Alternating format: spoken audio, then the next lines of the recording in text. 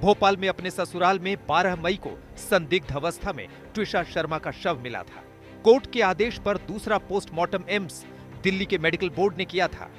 Board ने CBI को अपनी फाइनल फोरेंसिक रिपोर्ट सौंप दी है, जिसमें पुष्टि की गई है कि जिम्नास्टिक्स बेल्ट से कथित तौर पर गलत कदम उठाया गया।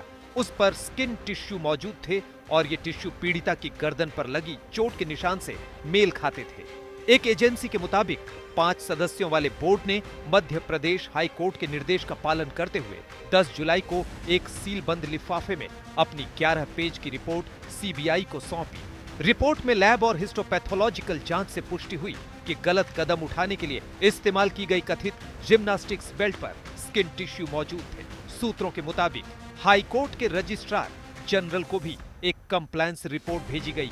आपको बता दें कि फॉरेंसिक रिपोर्ट ने एक अहम विवाद को सुलझा लिया है। अब साफ हो गया है कि मेटल रिंग वाली जिम्नास्टिक्स बेल्ट जिसका इस्तेमाल गलत कदम उठाने के लिए किया गया था, वही असली चीज थी जिससे फंदा बनाया गया था। वहीं पहली ऑटोप्सी से यह बात साफ नहीं हो पाई थी, क्योंकि कथित तौर पर फंदे के लिए इस्तेमाल की गई चीज मेडिकल बोर्ड के सामने पेश नहीं की गई थी। इसी वजह से हाईकोर्ट ने एम्स दिल्ली के मेडिकल बोर्ड से दूसरा पोस्टमार्टम कराने का आदेश दिया था।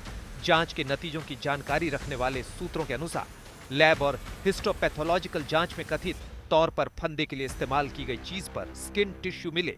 इससे यह साबित हुआ कि ये टिश्यू दूसरे पोस्टमार्टम के दौरान देखे गए बेल्ट पर निशान और चोट के पैटर्न से मेल खाते थे।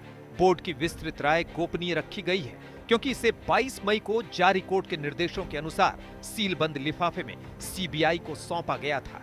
एम्स बोर्ड ने 24 मई को दूसरा पोस्टमार्टम किया और जांच के हिस्से के तौर पर घटना वाली जगह का दौरा भी किया था।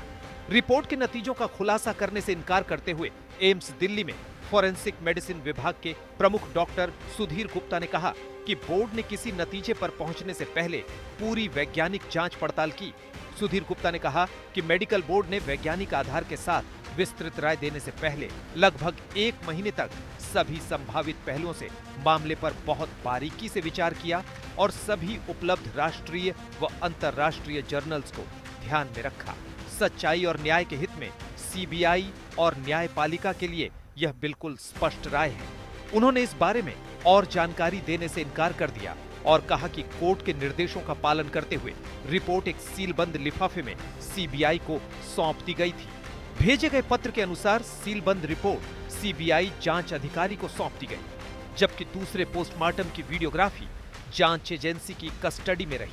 आपको बता दें कि रिटायर्ड जज गिरबाला सिंह की बहू ट्विशा 12 मई को भोपाल में अपने ससुराल में संदिग्ध हालत में मिली थी। शुरुआती जांच और पोस्टमार्टम में खामियों का आरोप लगाते हुए उनके परिवार ने मध्य प्रदेश हाई कोर्ट का रुख किया था, जिसने एम्स दिल्ली से दूसरा पोस्टमार्टम कराने का आदेश दिया और बाद में जांच सीबीआई को सौंप दी।